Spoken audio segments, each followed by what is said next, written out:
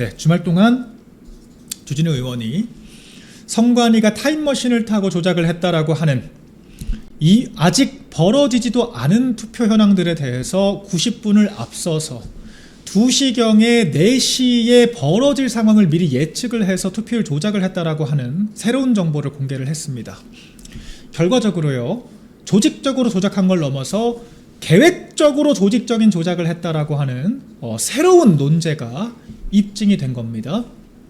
제가 순차적으로 짚어드리겠습니다. 선관위가 처음에는 뭐라고 이야기를 했습니까?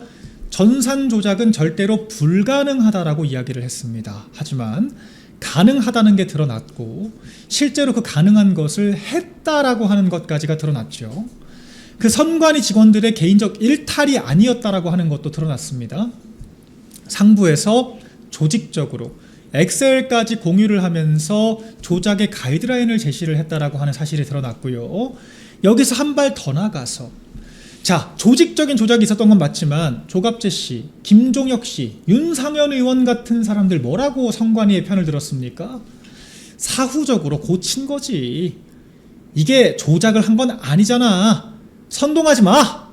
라고 선관위 대변인 같은 이야기를 펼쳤죠.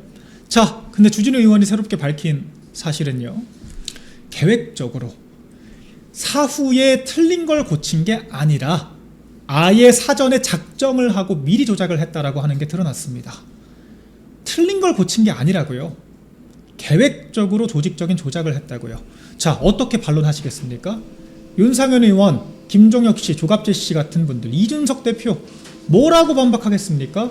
대체 무슨 연유로 투표가 이루어지기 전부터 미래의 상황을 예측해서 투표율을 조작할 일이 있습니까? 결과적으로 저도 왜 이런 상황이 벌어진지 이해가 안 돼요. 대체 왜 투표율을 이렇게까지 조작을 할 필요가 있었겠는가? 여기서 또 투표율 조작이지 득표율 조작은 아니라고 하는 주장을 펼치는 사람들이 있어요. 일단 첫째, 득표수도 사후에 조작을 했다라고 하는 사실 이미 김은혜 의원이 밝혀냈죠. 그리고 여러분, 주가 조작이라고 하는 게 주가 숫자를 인위적으로 고쳐서 주가 조작입니까? 아니죠. 특정 주가에 대해서 조직적인 개입 혹은 여러 소문들 그리고 공작들이 덧붙여지면서 주식을 요동치게 외부적으로 영향을 행사하는 게 주가 조작이에요. 투표율이 바로 그와 같은 행위에 해당합니다. 투표율을 조작해서 득표에 영향을 줄 수가 있다고요. 그게 아니면 투표율을 왜 공개를 하고 개표 방송은 왜 합니까?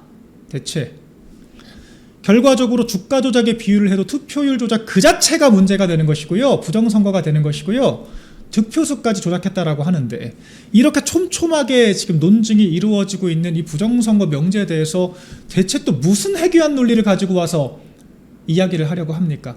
이쯤 되면 이제 사실관계에 대해서 자인을 하고 인정하고 특검 제대로 이루어질 수 있게 협조를 하셔야죠. 제가 가장 절망스러운 건 이 윤상현 의원이에요. 본인이 자처를 해서 본인이 제대로 해보겠다라고 이야기를 하면서 본인이 국조특위위원장 되셨지 않습니까? 그런데 오히려 윤상현 의원이 저 좌파들에게 방어 논리를 제공해줬어요. 정확히는 논리가 아니라 방어할 근거를 제공을 해줬다고요. 본인 입으로 어떤 증거를 가지고 얘기를 한 게 아니라 간단하게 이거예요. 아니, 국민의힘의 윤상현도 부정선거 없다는데 선동이라는데? 왜 우리 지지자들이 이런 이야기를 들어야 합니까? 왜 우리 지지자들이 이렇게 촘촘하게 논증을 해서 주장을 하는 바를 이따위 자해성 한마디를 가지고 되치기를 당해야 합니까? 왜 이런 수모를 겪어야 해요? 국조특위 위원장이라고 하는 분이 진실되게 균형을 잡으실 생각을 하셔야죠. 심지어 그 발언이 있은 직후에 주말에 주진우 의원이 대대적으로 반론을 했죠. 새로운 근거와 자료들을 가지고 타임머신 타고 조작한 건 뭐라고 설명을 하실 거예요? 저와 같은 논리로 문제 제기를 했습니다. 근데 오늘 아침에 있었던 국조특위에서도 윤상현 의원은 뜻을 굽히지 않았어요. 이게 3일 전에 있었던 기사고 오늘도 계속 같은 취지의 이야기를 반복을 합니다. 득표율 조작 연결은 논리적인 비약이다. 대체 이런 이야기를 하는 저희가 뭡니까? 저희가 지금 당장 득표율 조작 단정하지 않았어요. 투표율 조작 그 자체가 득표에 영향을 미칠 수가 있고 득표 수도 조작을 한 정황들이 있기 때문에 득표율이라고는 못 고치겠냐, 조작 못하겠냐라고 의혹 제기를 했고 이를 밝혀야 할 책임이 국조특위에 있는 거잖아요. 왜 없다라고 단정을 하고 출발을 합니까? 그럴 거면 그 자리에 왜 계신 거예요 대체? 민주당 의원들도 이렇게까지 얘기는 안 해요. 민주당도 이런 얘기 했다가 선관위 편이라고 말려 들어갈까봐 노골적으로 이런 얘기 안 합니다. 단지 재검표 합시다. 물타기나 하죠. 그런데 왜 국민의힘 소속의 국조특위 위원장이 몸소 나서서 이런 식의 좌파들 웃을, 선관위 직원들이나 웃을 법한 프레임을 자기가 만들어줍니까? 이게 좀 이해가 되십니까? 이럴 거면 국조특위 위원장 안 하셔야죠. 지금 김은혜 의원, 신동욱 의원, 주진우 의원 얼마나 지금 처절하게 싸우고 있습니까? 이런 사람들한테 자리 넘겨주시라고요. 지금 이 선관위 관련된 사태는요, 저희가 논리적으로 조목조목 짚을 수 있을 정도로 굉장히 촘촘하게 논증이 되고 있다라고 거듭 말씀드리겠습니다. 저도 지금 나온 사실만을 가지고 이야기 드리고 있어요.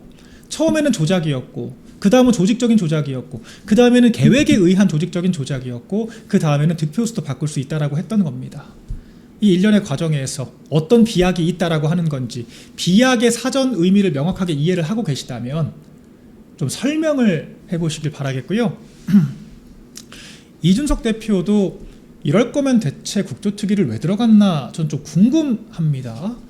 또 철진한 과거 사례들 끄집어내서 음모론자가 어쩌고 저쩌고 하면서 특검하지 말자란 이야기를 해서 전 이거 지난 옛날 기사인 줄 알았어요. 옛날 했던 이야기를 다시 끄집어내서 에이 설마 이 지경까지 보고도 저런 이야기를 또 한다고 억까하는 줄 알았는데 날짜 보시면 오늘 한 얘기예요. 뭉터기 빳빳한 종이 이야기를 하면서 이제 본인 입장대로 본인 생각대로면 논박이 가능하다라고 생각되는 몇 가지 사례 끄집어내서 그걸 가지고 특검을 하지 말자라고 하는 건 이거야말로 논리적인 비약이죠. 지금 이와 같은 과거 선거의 부정 사례들을 다 차치하고 보더라도 이미 지금 합수본 차원에서 국조특위 차원에서 밝혀낸 것만 해도 이미 특검을 해야 한다라고 하는 게 여야 공통의 문제 인식인데 느닷없이 철진한 이야기를 또다시 꺼내 들면서 심지어 이와 같은 주제로 펜앤마이크 토론했을 때도 명확하게 승기를 잡지도 못했잖아요. 그때도 뭐 다 논박이 될 것처럼 들어갔다가 그런 사례는 저는 처음 들어봤습니다. 저는 몰랐는데요. 이렇게 새로운 사례들이 등장할 때마다 면피하기 바빴지 않습니까? 이건 그냥 아집이죠. 아집. 본인의 주장을 꺾고 싶지 않아서 인지부조화를 극복할 자신이 없어서 지나간 이야기 계속해서 끄집어내면서 그저 자기 생각이 맞다라고 우기는 것밖에 지금 더 됩니까? 우리 논리적으로 사고를 하는 다 지성인들이잖아요. 우리 시청자 여러분들도 그렇고 우리 국회가 그런 지성의 장이지 않습니까? 그런데 언제까지 이렇게 음모론이냐 아니냐, 부실선거냐 부정선거냐, 말 같지도 않은 말장난, 이런 국어사전 찾아보면서 이런 프레임이나 따지고 드는 그런 언어 가지고 장난질 치면서 시간이나 허비하고 있을까? 참 안타깝고 한심하다는 생각이 들고요. 이제 제발 우리가 앞으로 좀 나아갔으면 합니다. 새로운 사실관계들을 국민들께 알리고 그와 같은 것들을 바로잡기 위한 생산적인 논의를 부디 할 수 있기를 바라겠습니다. 이 황희 민주당 3선 의원이 쏘아 올린 이 펫버스 파동이 그칠 줄을 모르고 있습니다. 주말을 지나서 지금 월요일까지 가장 많은 이슈를 장악하고 있는 지금 화두가 되고 있고요. 실제 이 펫버스라고 하는 것이 너무도 많은 청년들의 가슴에 비수를 꽂았다라고 하는 거, 저 역시 이 청년 당사자로서 정말 많은 부분들을 느끼고 있습니다. 이에 대해서 오늘 황희 민주당 의원이 또 기자회견을 하겠다라고 했다가 돌연 취소를 했어요. 처음에는 사과를 하면서 이 펫버스 이 계획에 대해서 한 번 더 또 설명을 또 굳이 하겠다라고 생각을 했다더라고요. 그리고 여러 부동산 대책들에 대해서 이야기를 하려고 했다가 주변의 만류로 그냥 사과만 했다라고 하는데, 이 사과라고 하는 것도 지금 전혀 와닿지가 않습니다. 결과적으로 이렇게 주거난이 계속되는 상황에서 저소득층 청년들에게 임시 주거 환경을 조성해주기 위한 선의에서 이와 같은 아이디어를 내놨다라고 지금 변명을 하고 있는 건데요. 가난한 청년들은 주거가 힘들어지면 폐버스에서 살아도 되는 걸까요?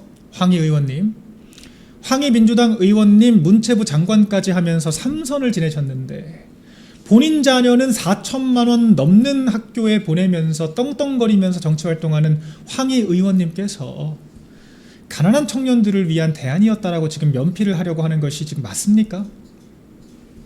폐버스라고 하는 것, 황희 의원이 폐버스 5천만 원 들여서 리모델링해서 1만 대 정도 운영을 하면은 5천억 들여서 1만 가구 주택 공급할 수 있다라고 매우 구체적인 계획을 내놨죠.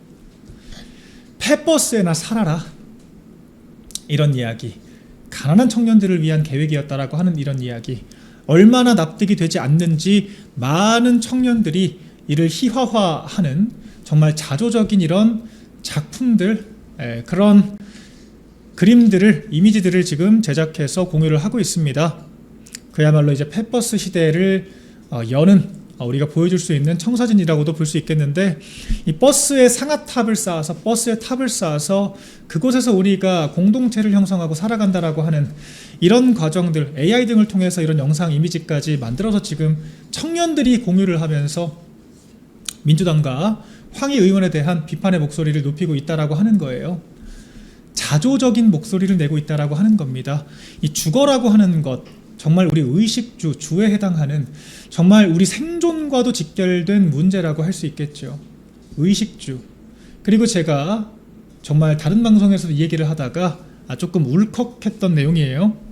이 공간이라고 하는 거, 우리가 부동산이라고 쉽게 이야기를 하지만, 그냥 자산의 일종으로 이야기를 하지만 집입니다. 집. 우리가 일 끝나면 돌아가서 쉬는 집, 잠잘 때 누워 자는 집, 우리가 아플 때 몸져 누워 휴식을 취할 수도 있는 집, 밥 먹고 식구들과 함께하고 여가 활동을 즐기고 숨 쉬는 그런 집 말이에요. 집. 부동산이 아니라 집입니다. 이 집이라고 하는 거, 제가 어려서부터 정말 이사도 자주 다녔고요. 부모님께서 이혼 재판 하시면서는 재산 분할이 되지 않았기 때문에 정말 10평 남짓한 집에서 내 가족도 살아봤고요. 지하 단칸방에도 살아봤고 10년 자취를 하면서 정말 여러 공간들을 겪어보면서 제가 정말 무의식적으로 많은 것들을 느꼈고 많은 것들이 바뀌었다라고 하는 걸 새삼 느낍니다. 공간은 사람의 감정을 지배하고 정서를 지배하고 이 사람의 세계관까지 만들 수도 있는 것이 공간이에요. 집, 어떤 집에서 어떤 사람들과 함께 하는가. 그렇기 때문에 이 주거 공간이라고 하는 것은 절대로 희화화되거나 깔아뭉개질 수 없는 화두라고 저는 생각을 합니다. 더군다나 지금 우리 청년들이요, 정말 실존의 문제에 직면해 있어요. 누구 때문에? 노무현, 문재인, 이재명 정권을 거쳐서 집값을 정권 거칠 때마다 약속이라도 한 듯이 2배 가까이 폭등시켜서 집을 사지도 못하게 만들고, 임대차 3법이니 온갖 세제 계약들을 통해서 전 월세마저 시간 마르게 만들어서 청년들끼리 주거 경쟁하게 만드는 이 좌파 정권들의 폭주 때문에 우리 청년들이 정말 오갈 데 없는 신세로 전락하고 있습니다.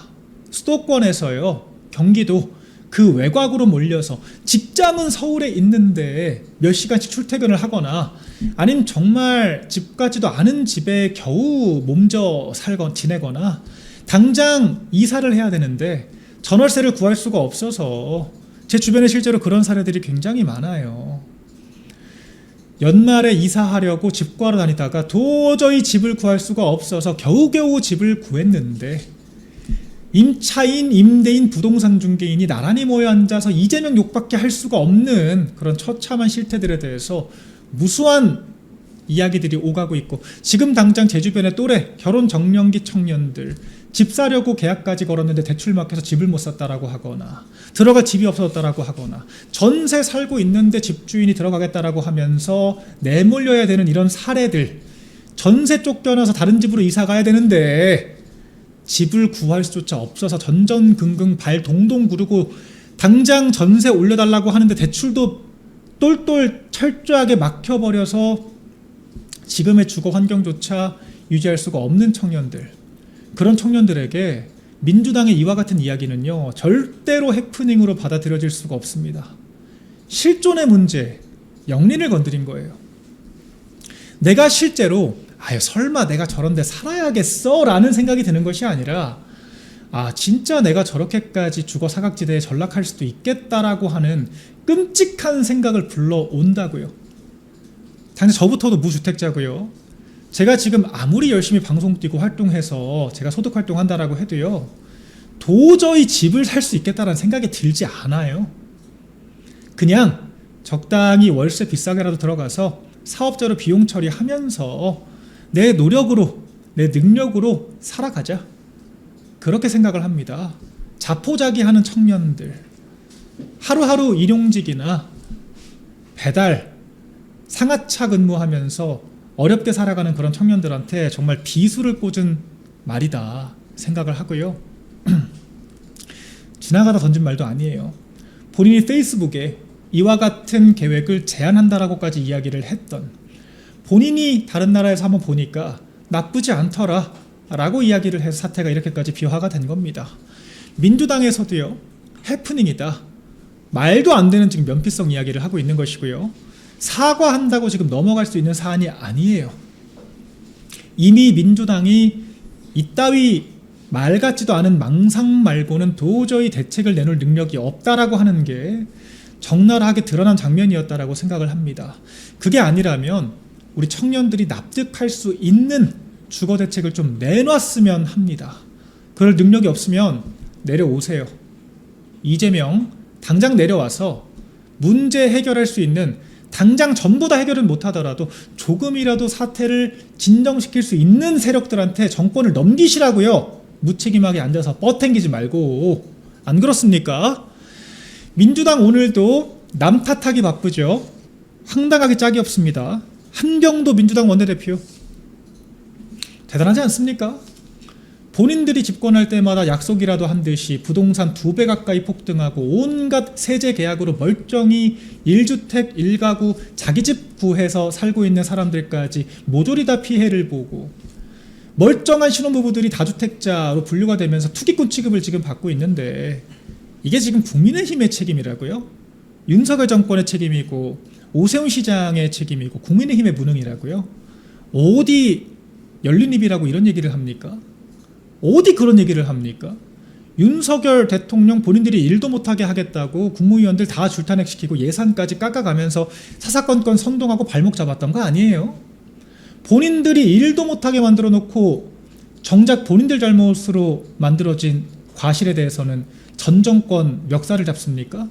여러분, 윤석열 정권 때 집권 1년 차에 이미 집값이 전국 단위 10% 가까이 안정이 됐습니다. 오히려 집값이 너무 떨어져 버리니까 집값 떨어지기 이전 문재인 정권 집값 폭등했을 때 전세 계약한 분들, 전세값, 집을 팔아도 전세를 못 돌려주는 상황이 된 거예요. 집값이 윤석열 정권 때 떨어지면서 오히려 그 집을 가지세요라고 하는 게 전세 돌려주는 것보다 이득이 된 겁니다. 그래서 벌어진 것이 이른바 전세 사기 대란이에요. 그때 문재인 정권의 그 임대차 3법 등 부동산 실정 때문에 벌어진 사태에 대해서 민주당이 적반하장 우리 윤석열 정권 공격했던 거 다 기억을 하고 계시죠? 본인들의 부동산 실패로 전세 사기라고 하는 초유의 사태가 벌어지고 청년들이 길바닥에 내몰렸는데 그것도 국민의힘 탓을 했죠. 뻔뻔스럽게 짝이 없습니다. 본인들이 지금 이런 해괴망측한 정책으로 지탄을 받으니까 전 정권 탓을 한다. 오히려 부동산을 안정화시켰던 전 정권 탓을 한다라고 하는 거 얼마나 모렴치합니까? 집권을 4번이나 하고도 남 탓만 하고 앉아있다. 이게 지금 민주당의 처참한 현실이다라고 하는 생각이 들고요. 전 민주당은 단호하게 말씀드립니다. 수권 능력이 없는 세력이라고 전 규정을 합니다. 실제로 수권 능력이 없을 수밖에 없는 그런 정치 궤도를 밟아왔고요. 실제로 집권할 때마다 나라를 총체적으로 망가뜨려 왔습니다. 대책도 없고 내로남불 남 탓만 할 거면 내려오세요. 그게 맞습니다.